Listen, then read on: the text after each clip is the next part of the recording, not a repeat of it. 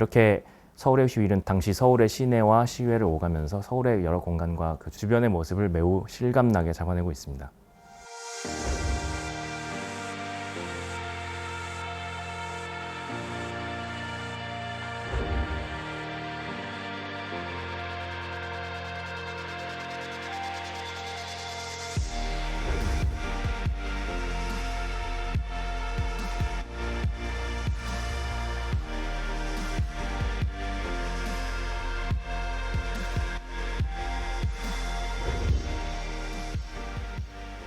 안녕하세요. 한국영상자료원 정종화입니다.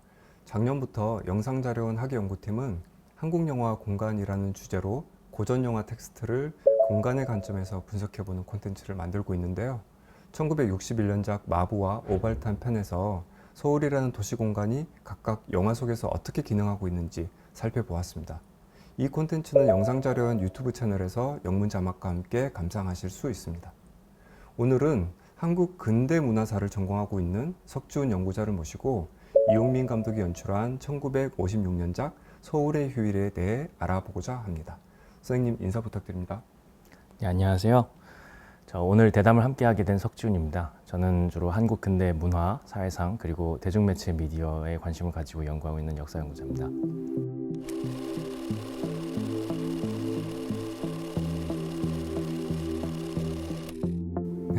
그럼 서울의 휴일에 대해 이야기를 시작해 보겠습니다. 이 영화는 제목에서부터 엿볼 수 있듯이 서울이라는 장소성이 매우 중요한 영화입니다. 휴일 하루라는 시간적 배경도 제목에 포함되어 있고요. 영화 장르의 관점에서 보면 서울의 휴일은 로맨스와 코미디가 결합된 멜로드라마라고 할 수 있고, 구체적인 장르로 좁혀보면 서구의 영화의 기준과 딱 들어맞는 것은 아니지만 로맨틱 코미디라고 규정해 볼 수도 있을 텐데요. 이 영화는 전후라는 사회 분위기, 특히 한국 사회가 여성 주체를 바라보는 수정된 관점 같은 것이 맞물려서 흥미로운 텍스트가 된 것 같습니다. 선생님, 전후라는 시간적 배경 그리고 서울의 도시공간이라는 관점에서 이 영화는 어떤 의미가 있을까요? 네, 사실 한국전쟁이 끝난 직후부터 대략 1960년 이전까지 그 서울이라는 도시의 공간을 심층적으로 기록한 사료는 굉장히 드뭅니다. 그런 의미에서 이 영화 속의 1956년 서울은 말 그대로 공간의 전후 좌우 맥락과 그 공간의 깊이까지도 잘 엿볼 수 있다는 점에서 무척 귀중하다고 하겠습니다.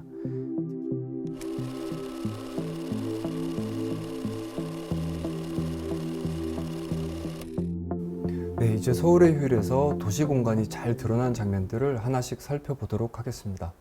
영화의 시작은 1920년대 도시교향곡 영화의 분위기로 시작하고 있습니다. 이러한 영상은 엔딩에서도 등장하며 영화의 처음과 끝이 구조화되고 있습니다. 영화의 인트로에서는 어떤 점에 주목해서 봐야 할까요? 네, 영화 서울의 휴일은 새벽녘부터 늦은 밤까지의 하루 동안 서울 시내 곳곳에서 벌어지는 여러 가지 에피소드들을 담고 있습니다. 영화는 시작하자마자 새벽녘 안개 속에 쌓인 남산과 그 옛 조선신궁 해당에서 내려다보는 서울 시내의 원경을 보여준 다음에 옛 중앙청과 경기상업고등학교 건물이 바라다 보이는 서울 사대문 안의 북서쪽 밴들 쪽을 보여주는데, 이것은 이 영화 내내 드러나는 두 개의 공간적인 중심축, 즉 태평로, 정동, 남대문 일대의 시내와 효자동, 누상동, 옥인동 등지로 이어지는 시외의 두 공간을 대표하는 것이라고 할 수 있겠습니다. 다음으로는 명동성당, 그리고 청계천, 그리고 광교, 시내 쪽이겠죠.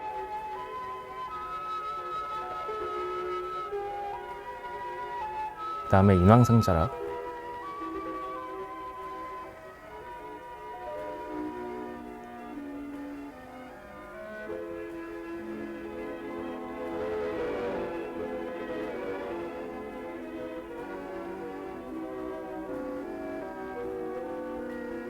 다시 옥인동, 이렇게 시외 방향, 이쪽의 주변 일대를 잘 보여주고 있습니다.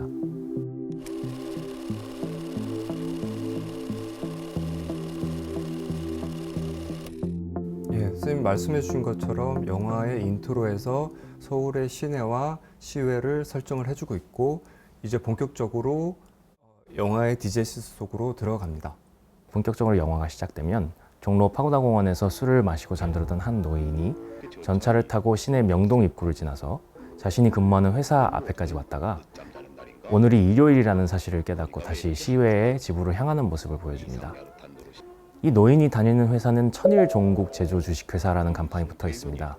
그런데 이런 회사는 실제로 존재하지 않았던 회사입니다.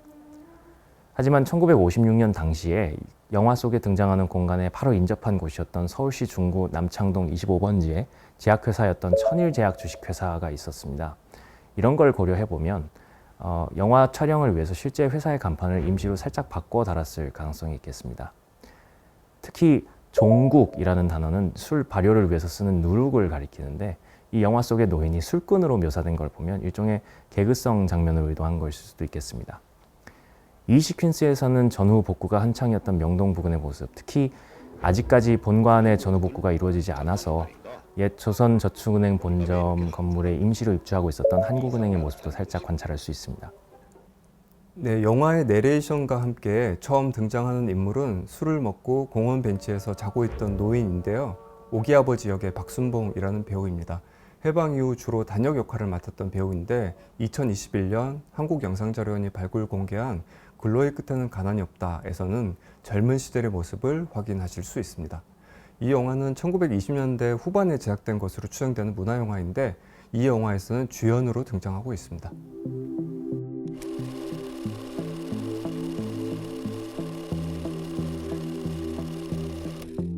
네, 이 영화는 노인을 비롯해서 이 주인공 신문기자인 송재관과 여의사 남희원 등이 이 두 공간 사이를 왕래하는 방식으로 이야기가 전개되고 있습니다. 영화 초반부에서 보시면 주인공 부부가 거주하는 집이자 남희원이 비너스 산부인과 의원을 개업하고 있는 일본식 가옥이 나타나는데요. 사실 이 영화에서 주어진 정보만으로는 이 집이 어디에 있었는지 정확하게 위치는 확인할 수 없습니다. 하지만 주변의 지형을 볼 때 지금의 옥인동에서 신교동 사이 어느 지점, 오늘날로 얘기하면 대략 국립서울맹학교와 신한은행 효자동 지점이 있는 사이의 어떤 골목에 있었던 걸로 생각이 됩니다. 이 집에서 송재관은 집을 나와서 후암동 살인사건을 취재하기 위해서 택시를 타고 정동에 있었던 옛 대법원 청사에 갔다가 거기서 갑자기 수상한 차량이 나타난 것을 발견하고 이걸 쫓아서 덕수궁과 미 대사건저 사이의 샛길을 지납니다. 그가 차를 이제 쫓아간 곳은 지금의 경복고등학교 부근으로 추정되는 어떤 별장 스타일의 한옥이 있는 곳이고요. 송재관은 이곳에서 젊은 여인을 데려가는 차를 다시 뒤쫓아서 창성동에 있었던 진명여고 부근을 거쳐서 북악산 군사도로로 나가 당시 서울시 행정구역의 바깥으로 빠져나갑니다. 이렇게 여인을 쫓아간 송재관이 정신병에 걸린 이 여인과 실랑이를 벌이는 산속 별장의 위치도 역시 영화에 주어진 정보로는 명확하지 않습니다. 하지만 별장 입구의 다리를 유심히 보시면 백운교라는 이름이 붙어 있는 모습이 보이는데 북악산 군사도로의 끝이자 그 당시 북한산 백운대 등산 코스의 기점이 정릉 부근이었기 때문에 정릉 부근의 어딘가가 아니었을까 추정해 볼 수 있겠습니다. 그런데 이후 그가 우연히 붙잡은 후암동 강도살인 범인이 연행되어 오는 길은 무학재를 지나서 독립문 방향이기 때문에 그가 탄 차가 별장에서 나와서 서울 시내로 돌아가던 길하고는 왔던 길과 분명히 다른 방향인 것 같습니다. 그래서 아마도 영화 연출을 위해서 실제 시공간이나 방향 감각을 약간 생략한 사례가 아닐까 생각이 됩니다.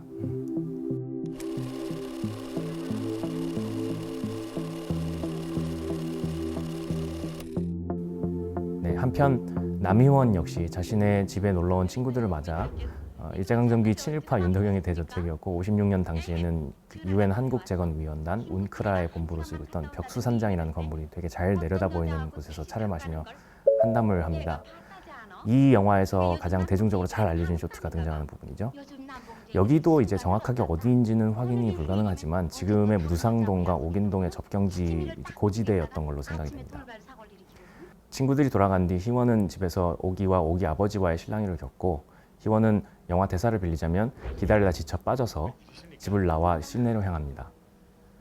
그러다가 덕수궁 석조전 앞에서 오후 시간을 때우고 있던 남편의 신문사 직장 동료들을 만나는데 이들은 그 직후에 조선호텔로 다시 이동해서 그 군에 있던 베이비 골프, 미니 골프라고 할 수 있겠죠. 이 코스에서 골프를 치고 다시 조선호텔과 반도호텔 사이에 있었던 중국 음식점인 아서원 옥상에서 맥주를 마시게 됩니다. 네, 영화 속 설정이지만 산부인과 의사 남희원의 2층 집 옥상에서 바로 벽수산장이 보였던 거네요. 네, 그렇습니다. 아서원을 지나 소공동 조선호텔 정문 앞까지 걸어간 희원은 여기서 오기와 오기 아버지를 다시 마주치게 되고요. 그 길로 남대문 바로 옆 부근에서 돈놀이를 하고 있는 오기의 남자친구를 만나서 오기의 자초지종을 설명합니다. 여기도 정확하게 확인할 수는 없지만 대략 남대문 시장 입구에 있었던 유라 빌딩의 뒤편 공지로 생각이 됩니다. 이들이 서 있는 곳 너머로 국보 남대문은 물론 1929년에 처음 건립됐다가 한국전쟁 때 크게 파손됐던 옛 상공장려관 건물, 지금 대한상공회의소가 있는 자리인데요. 이곳의 건물 복구공사가 보이는 것도 이채롭습니다. 이들을 뿌리치고 달려가던 오기야 남자친구는 차에 치이게 되는데 이 위치는 남대문에서 명동 입구로 올라가는 남대문로 길가 부근입니다. 아마 지금의 남대문로 지하상가 입구 부근이 아닐까 생각됩니다.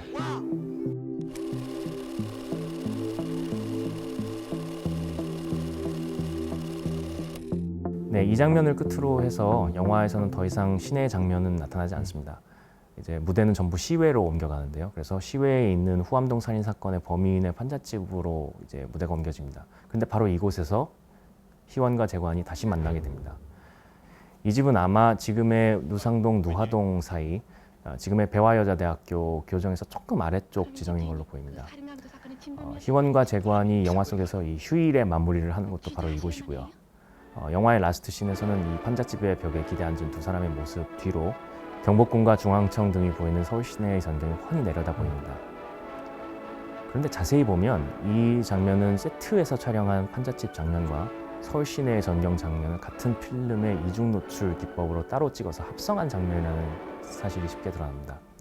이런 촬영 수법을 왜 썼을까 좀 생각해 보게 되는데요. 아마도 이 촬영 장소였던 실제 판잣집의 위치에서 감독이 원하는 바대로 야경 전망이 잘 안 나왔던 것이 아닌가 생각이 됩니다. 그리고 이 장면의 화면 왼편 위쪽에 있는 흰 사각형 물체는 이 전경 장면에서 원래 드러나야 할 경무대, 지금 청와대죠,를 가리기 위해서 렌즈를 일부러 가린 흔적 같습니다. 1950년대에 조금 열악했던 당시의 영화 제작 환경, 그리고 당시에 민감했던 보안 문제, 이런 것들을 한꺼번에 짐작할 수 있는 장면이 아닐까 생각됩니다. 영화의 마지막 장면은 이중 노출로 촬영이 돼서 환상적인 분위기도 나고 좀 시정 같은 것도 느껴지는 것 같습니다.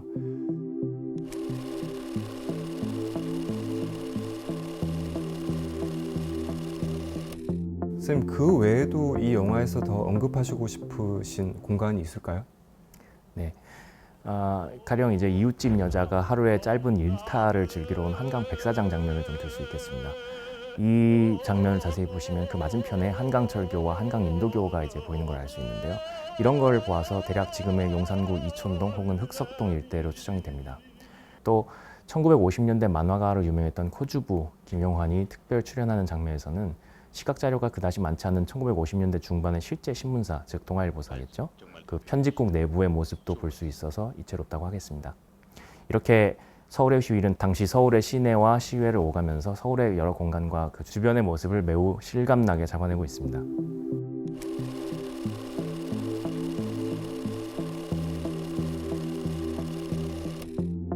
선생님도 말씀해 주셨지만 서사의 동력이라고 할까요? 이 영화에서 흥미로운 점은 사건과 관련된 등장인물의 동선을 통해 모던 서울의 면모가 소개되는 것입니다. 사회부 기자인 남편은 동료 기자들의 장난 전화를 받고 살인사건 용의자를 쫓다가 소동에 휘말리고요. 옆집 노인의 부인은 남편을 따돌리고 젊은 남자들과 뱃놀이를 하다 밤늦게 돌아오고 산부인과 의사인 남의원은 남편을 기다리다 혼자 외출해 덕수궁에 갔다가 남편의 동료들을 만나고 이후에 오기내와 살인범의 아내를 돕게 되죠. 주인공 부부의 한정에 보더라도 기자 남편의 행보보다는 주인공 남의원, 즉 여성의 행보가 주체적이고 능동적으로 묘사된 것이 흥미로웠습니다. 선생님도 마지막 말씀 부탁드립니다. 네, 말씀하신 것처럼 이 영화는 주인공 남녀의 서로 다른 하루 동선을 통해서 1956년 서울의 시내와 시외를 오가면서 서울의 여러 공간과 그 주변의 모습을 매우 실감나게 잡아내고 있는 것 같습니다. 네, 선생님 말씀을 들어보니 1950년대 중반의 관객들도 그리고 지금의 관객들도 1950년대 중반 어느 휴일에 서울 시내와 그 주변의 다양한 공간들을 직접 산보하는 듯한 그런 느낌을 받을 수 있을 것 같습니다. 그럼 이것으로 한국영화 공간 서울의 휴일 편을 마치겠습니다. 감사합니다.